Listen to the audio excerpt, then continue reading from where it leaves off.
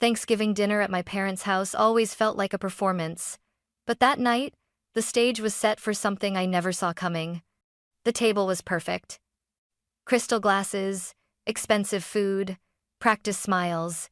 Everyone was laughing a little too loudly, especially when my billionaire grandfather walked in with his lawyer by his side. The room shifted instantly. Shoulders straightened, voices softened, eyes followed his every move. I hadn't been home in years. I only came because he asked me to. Halfway through dinner, he put down his fork and looked directly at me. "Evelyn," he said calmly, "I hope the money has been helping you." Before I could even respond, he added, "I've been sending you $15,000 a month for rent." The laughter died. Forks froze in midair. I felt every eye turn toward me.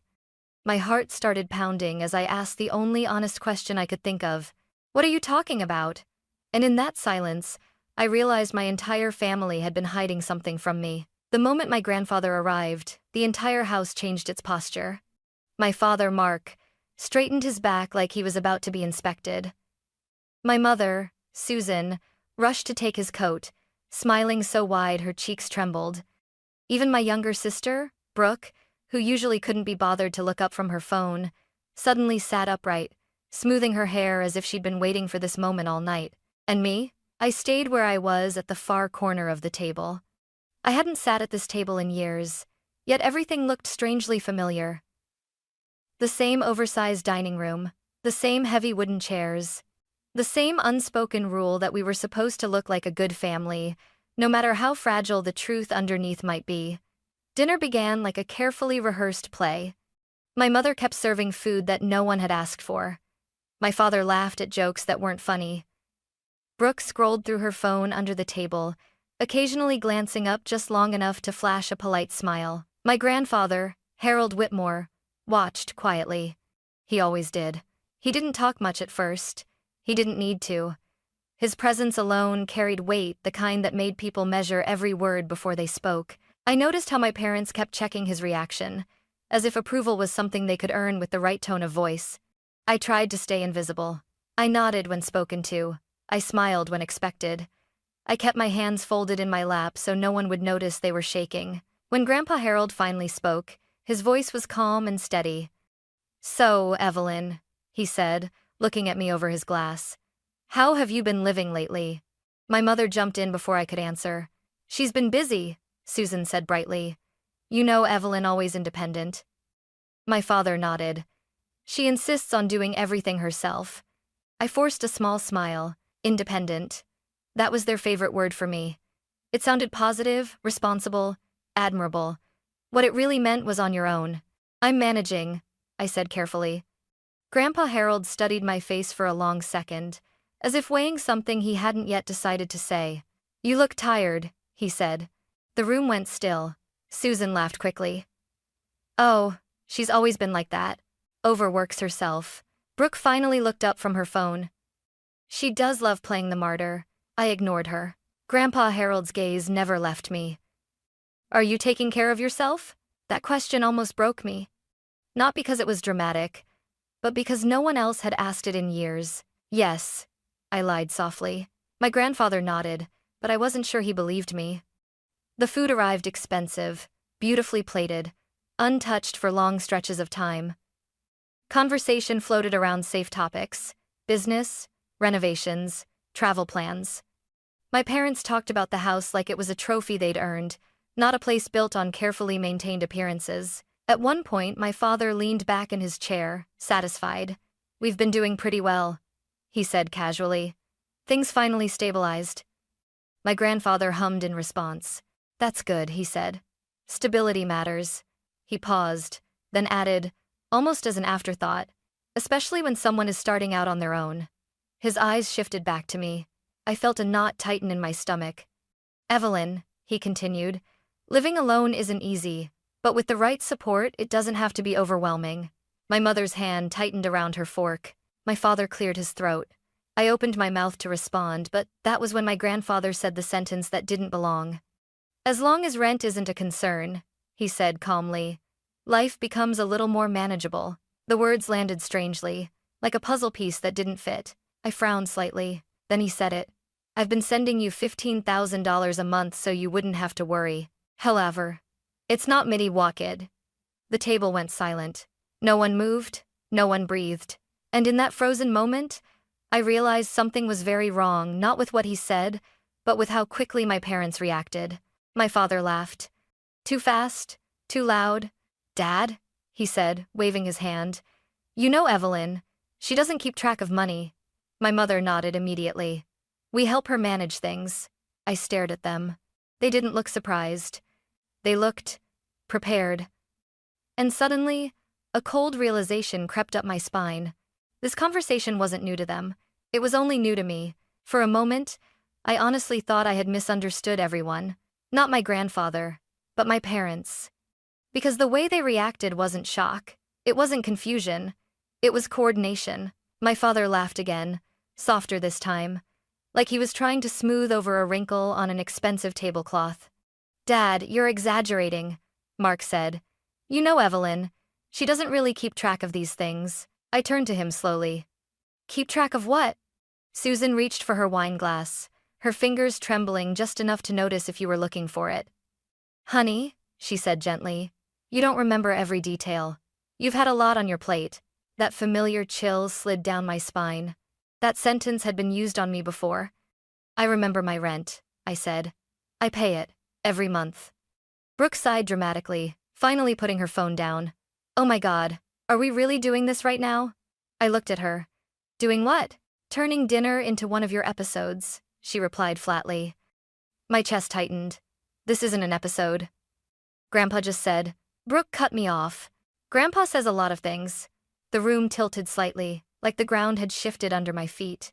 My grandfather's eyes narrowed, but my mother rushed in before he could speak. Evelyn, Susan said, voice trembling in that careful, theatrical way. We're just worried about you. You've always struggled with stress. Sometimes your memories get mixed up. I stared at her. Are you saying I imagined paying my rent? No, she said quickly. Of course not, we just helped. Mark nodded. Exactly. We took care of it for you. I laughed once, sharp and involuntary. You took care of my rent? Yes, he said firmly. Because you weren't in a position to manage money responsibly. I felt my heartbeat thudding in my ears. That's not true. Susan placed a hand over her heart. Evelyn, please don't raise your voice. I'm not raising my voice, I said. I'm asking a question. Brooke leaned back in her chair, crossing her arms. You always do this. You act like everyone's against you. I looked from my sister to my parents, then back to my grandfather. His expression had changed. The warmth from earlier was gone, replaced by something sharper focused. Let her speak, he said quietly. Mark's jaw tightened. Dad, she's confused. My grandfather's gaze snapped to him. Are you diagnosing her now? Silence fell again. I took a breath, forcing my hands to stay still. Grandpa, I said carefully. I don't know what money they're talking about. I've never seen it. I've never touched it. Susan shook her head slowly, tears forming in her eyes. This is exactly what I mean. She truly believes that. Now become did it on Bavarians. Something inside me cracked. Believe what? I asked. That I've been surviving on my own?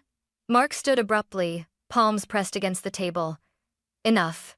This conversation is inappropriate. Inappropriate for who? My grandfather asked. For the family, Mark snapped. I looked at him.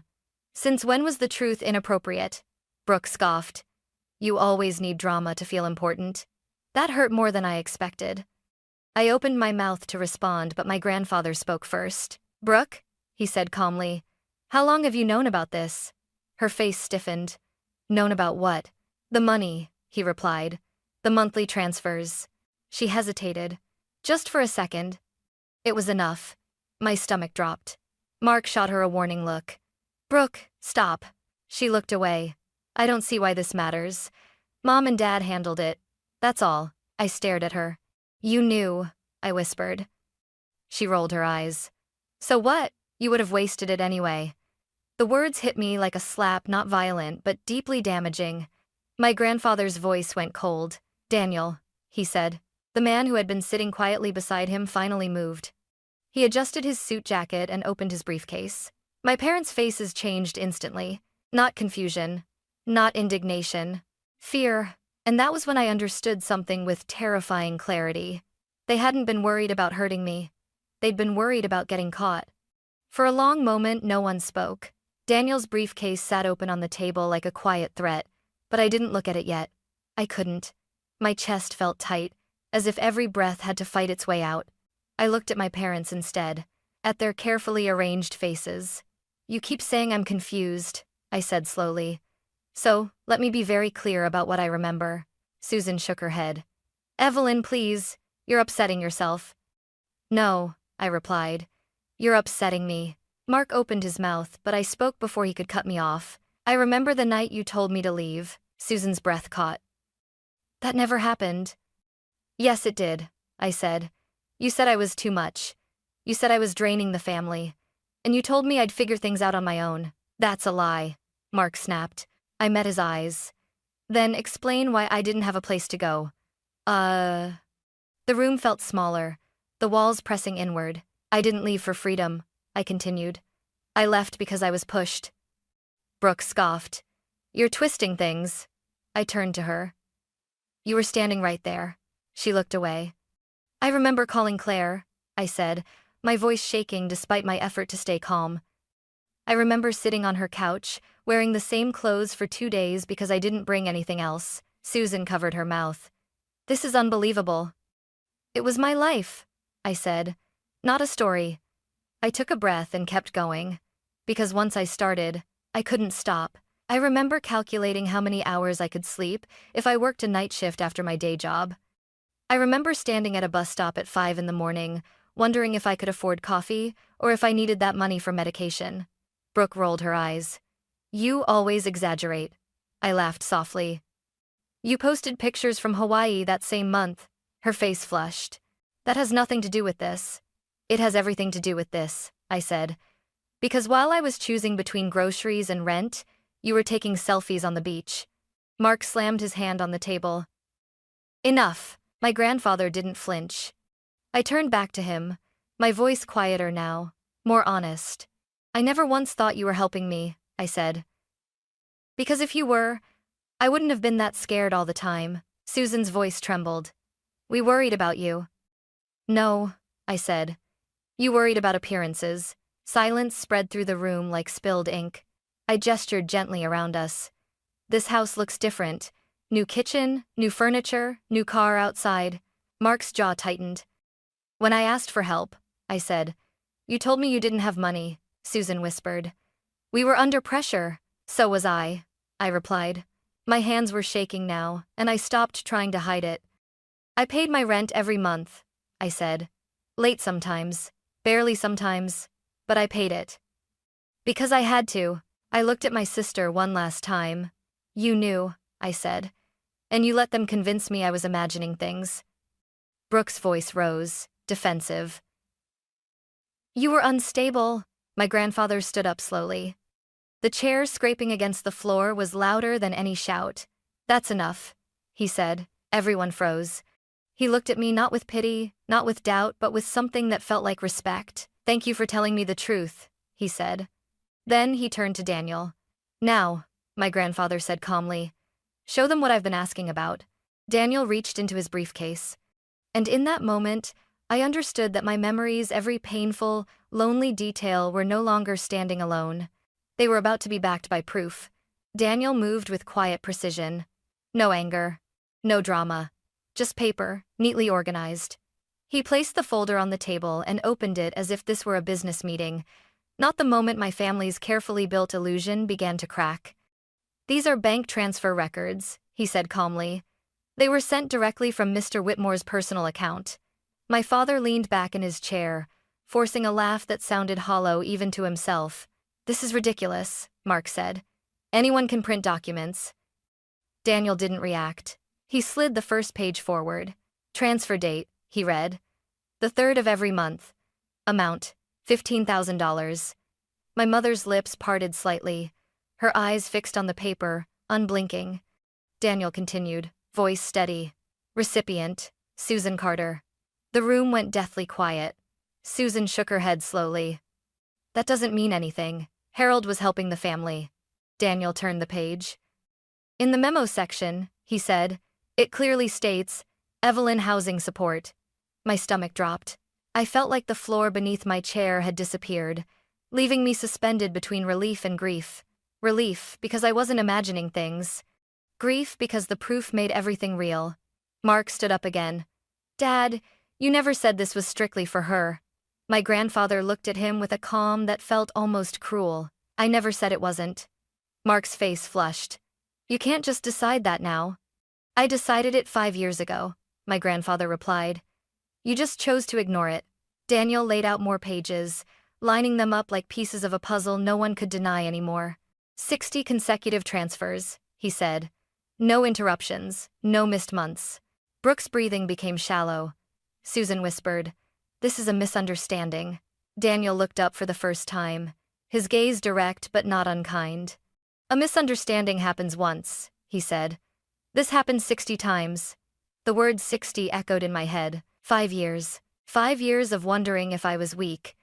5 years of being told I was irresponsible. 5 years of believing survival was something I had to earn. My grandfather leaned forward slightly. Evelyn never received this money, he said. It wasn't a question. Daniel nodded. There is no record of any transfer to her account. Susan let out a shaky breath that sounded like a quiet collapse. Mark ran a hand through his hair, pacing now. Okay, fine. We managed it. That doesn't mean we stole it. I finally spoke, my voice barely above a whisper. Then why was I still struggling? Mark stopped pacing. Susan looked at me, tears spilling now, but there was no comfort in her eyes, only panic. Daniel turned another page. A few days after each deposit, he said. There were withdrawals, large ones. He paused deliberately. Vehicle payments, credit card balances, travel expenses. Brooke swallowed hard. Daniel closed the folder gently.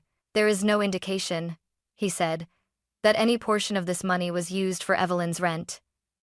The silence that followed felt heavier than any argument. My grandfather straightened. So, he said quietly, I will ask one last time. He looked at my parents. Where did my money go? No one answered. And in that unbearable stillness, I knew. This wasn't just a family argument anymore. It was a reckoning. The silence didn't break on its own. My grandfather broke it. He didn't raise his voice. He didn't slam the table. He simply looked around the room at my father's rigid posture, my mother's trembling hands, my sister's pale face, and said, slowly, so there would be no misunderstanding, what the hell? Every head snapped toward him. I've been sending you, he continued, each word measured, $15,000. Every single month. My chest tightened. I felt the sentence land in my body like a weight I'd been carrying without knowing it had a name. For rent, he added. For Evelyn. My father opened his mouth, closed it, opened it again. That number is ridiculous, Mark said hoarsely. You're making it sound. I am not making anything sound like anything, my grandfather interrupted. I am stating a fact. He turned to Daniel. Read it. Daniel didn't hesitate. From the 3rd of each month, he said, over a period of 5 years, $15,000 per transfer. He paused, then added the line that seemed to drain the color from the room. Total transferred amount, $900,000. My mother gasped. Not a polite gasp, not a performance, a real one. Brooke's hand flew to her mouth. Her face turned a vivid, unmistakable red, not anger, not defiance, panic. I felt dizzy. $900,000. I thought of the nights I'd sat on the edge of my bed refreshing my bank app, the times I'd skipped meals, the weeks I'd worked back-to-back shifts because my account hovered just above zero. My grandfather looked at me. Evelyn, he said quietly, when you asked me what I was talking about, this is what I meant. Ate myself to and fro. My voice came out thin. I never saw it. I know, he said immediately. That's why we're here. My father stepped forward, palms raised. Dad, let's slow down. You're jumping to conclusions. Daniel spoke before my grandfather could respond. These are not conclusions, he said. They are records. Susan finally broke. She sank back into her chair, shoulders shaking. We didn't mean for it to go this far. My grandfather's eyes hardened. You meant for it to go far enough that Evelyn would never question it. Susan looked up at him. tears streaking her face. We needed it. For what? He asked. For the family, she whispered. I laughed once soft, bitter. You mean for yourselves? Mark snapped his head toward me. Watch your tone. My grandfather turned to him. You do not get to correct her. The room froze again. Daniel slid another document forward. There's more, he said. My father stiffened. What else could there possibly be? Patterns, Daniel replied. Consistent spending following each deposit. Car payments, renovations, travel. Catmin, Brooke shook her head frantically. That doesn't prove anything. Daniel met her gaze. It proves where the money went. She swallowed hard and looked down. My grandfather stood up slowly. I asked you to help your daughter, he said. I trusted you. Instead, you took from her and told her she was confused when she struggled. Susan sobbed openly now. Please, Harold. This doesn't have to be public. My grandfather's voice was calm, devastatingly so. It already is. Mark's voice cracked. You're going to ruin us. You ruined yourselves, my grandfather said. And you did it by harming someone you were supposed to protect. He turned to Daniel. Proceed. Daniel nodded once. Yes, sir. Susan shot to her feet. No, wait, please. Daniel didn't raise his voice. He didn't threaten. He simply stated reality. We will be filing a formal complaint for misappropriation of funds, he said. Potential fraud will be evaluated based on representations made. The word fraud hung in the air. My father's knees buckled slightly as he sat back down. Brooke whispered, You're really doing this? I answered her before anyone else could. Yes, I said. Because you knew, and you watched me struggle anyway. She looked at me like she wanted to argue, then realized she couldn't. My grandfather placed a hand over mine. Evelyn, he said softly, you are not responsible for what happens next. I nodded, tears finally slipping free. I just want the truth to stop being buried. He squeezed my hand gently. It ends tonight. As Daniel gathered the documents, I looked at my parents one last time. They weren't angry anymore. They were exposed. And for the first time in years, the weight I'd been carrying wasn't mine alone. The truth was standing with me. The dinner ended without dessert. No one suggested it. No one moved. My grandfather was the first to stand. He didn't look at my parents as he put on his coat. When he turned to me, his expression softened in a way that almost undid me. Evelyn, he said quietly, come with me. I followed him out of that house without looking back. The air outside felt different, colder, cleaner, real. I didn't realize how tightly I'd been holding myself together until the door closed behind us. The next morning, I was sitting in Daniel's office. Everything was calm, too calm almost. Leather chairs, neutral walls, a conference table that had seen hundreds of conflicts far worse than mine and survived them. Daniel spoke carefully, as if every word mattered. What happened last night crossed the line from a family dispute into a legal issue, he said. Our priority now is your protection. Protection. The word landed gently but firmly. My grandfather sat beside me, hands folded. She's been blamed, dismissed, and isolated, he said. That stops now. Daniel nodded. We'll document everything. Communication will go through counsel. No direct contact. I swallowed. What if they call me? They will, Daniel said honestly. And you won't answer. As if on cue, my phone buzzed on the table. Mom. I stared at the screen, my heart pounding. Daniel didn't rush me. You don't owe them access, he said. I declined the call. Then another message came through from my father. You've gone too far. My hands shook, but something inside me felt steadier than it ever had before. I want boundaries, I said. Real ones. Daniel made a note. We'll make sure they're enforced. That afternoon, the formal process began. Letters were drafted. Accounts were frozen pending review. Requests for documentation were sent. Nothing dramatic. Nothing loud. Just the machinery of accountability beginning to turn. Later, as my grandfather drove me home, he broke the silence. I should have seen this sooner, he said. I trusted them because they were family. I shook my head. They used that trust. That's not on you. He glanced at me. You shouldn't have had to be this strong alone. I looked out the window, watching the city pass by. I didn't choose to be, I said. I just didn't have another option. He nodded slowly. You do now. That night, my phone lit up again, messages from my sister, my parents, words swinging wildly between guilt and anger. I blocked every number. For the first time, it didn't feel cruel. It felt safe. The law wasn't there to punish them yet. It was there to draw a line around me, and for the first time in my life, that line held. The courtroom didn't feel dramatic. It felt final.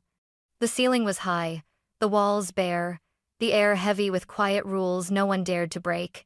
Every sound shuffling papers, a cleared throat echoed like it mattered. I sat between my grandfather and Daniel, my hands folded tightly in my lap. Across the room, my parents looked smaller than I remembered. My father's shoulders were slumped, his suit wrinkled like he'd slept in it. My mother stared straight ahead, eyes dull, as if she'd already accepted whatever was coming. My sister sat beside them, rigid, her confidence stripped away by the weight of the room. No one looked at me. And for the first time, that didn't hurt. Daniel stood when it was time. He didn't accuse. He didn't dramatize. He presented. Month by month, he walked the court through the transfers, the amounts, the memos, the consistency. He showed how the money was sent with a clear purpose, and how that purpose was ignored. This was not a misunderstanding, he said calmly. It was a pattern. The defense tried to frame it as family assistance. Daniel countered with a single question. If the money was meant for Evelyn, he asked, where is the record of Evelyn receiving it? There was no answer. When my mother was called to speak, her voice shook. She talked about pressure, about fear, about doing what she thought was best, but fear didn't explain 5 years. My father followed, his words clipped, defensive. He said they had handled things internally. The judge listened without reacting. When it was my turn, I stood. My legs felt weak, but my voice didn't. I didn't talk about emotions. I didn't need to. I talked about facts, rent receipts, bank statements, timelines. I talked about paying on time, paying late, paying anyway. I didn't know help was being sent, I said. I believed I was alone. The judge nodded slowly. That nod felt like acknowledgement. When the ruling came, it was precise and unemotional. Repayment, penalties, interest, documentation, accountability. I didn't look at my parents. I looked straight ahead. Outside the courtroom, my mother tried to approach me.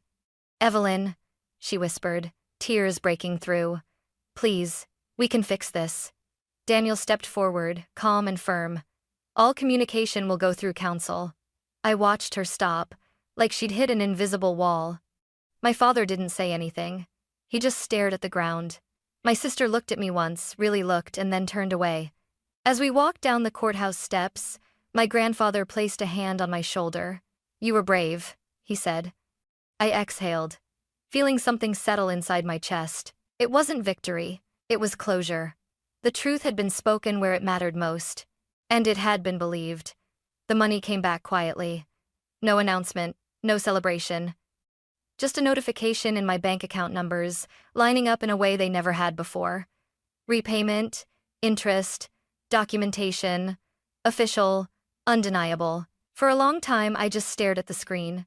Not because I felt rich, but because, for the first time, reality matched the truth I had been carrying alone for years. My grandfather didn't call it compensation. He called it restoration. This was never about giving you something extra, he said. It was about returning what should have protected you. I didn't rush to spend it. I paid off the debts I had accumulated trying to survive quietly. I rebuilt my emergency savings. I invested carefully, with Daniel's guidance, into the small business I had built from nothing, the one that kept me afloat when I believed no one was coming.